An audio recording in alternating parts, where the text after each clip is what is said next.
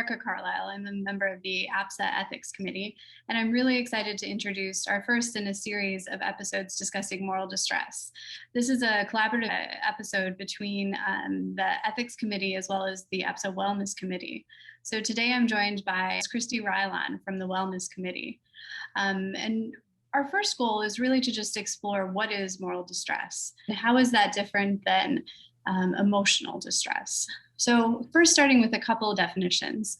A moral dilemma is when two or more opposing actions can be equally ethically justified, but you're just not able to carry out both of them.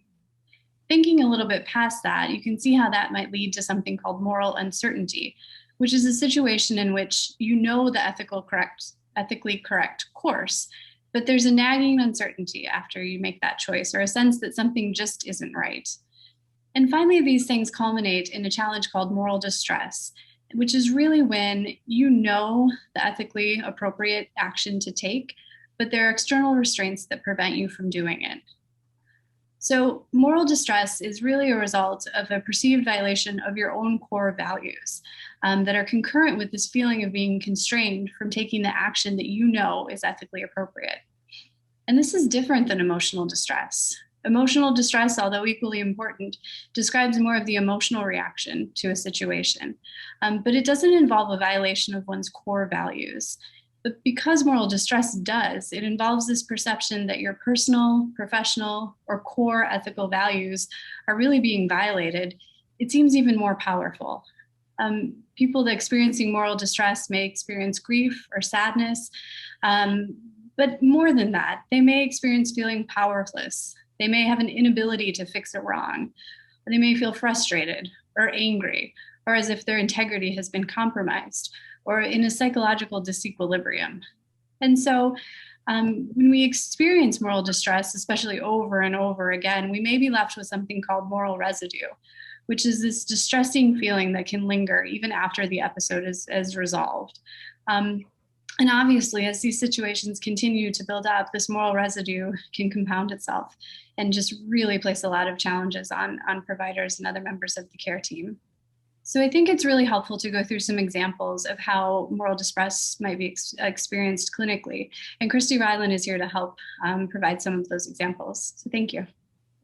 Thanks, Erica. Those some great definitions. And I think there are a couple of clinical examples that I can think of that really help to solidify those definitions. And that can be something like where you are operating on a patient that you think has a poor chance of survival. And that might be something like a very low weight NICU baby with neck who you explore despite a very low chance of surgery improving the condition.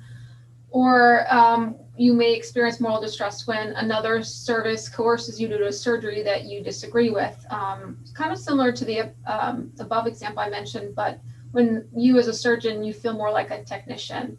And that might be a situation like where you're asked to put a patient on ECMO and you don't think the patient is a good candidate, but your opinion may not be taken seriously by the ICU. And then I think in the last year, a lot of the issues regarding resource utilization of COVID have really highlighted some of the moral distress that we've had to deal with as surgeons. Especially for those in areas with high rates of COVID, patients had to be triaged and often delayed because of the lack of beds, ORs, staff supplies, etc. And although a lot of the surgeries that we do may not be emergent, we often feel that they're urgent and they shouldn't be delayed for weeks. And we were all put into a situation where we were forced to do this.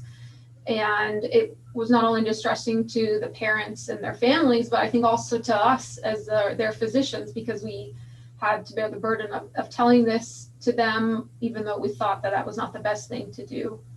I think we can all relate to some of those challenges. And the next question is, now that we've named them, why do we address them? One of the things about moral distress is that before you can really understand it or move forward from it, acknowledging it and recognizing it is really important, both as the individual, but also helping your trainees, your coworkers identify this really specific challenge as well and why it's different than emotional distress.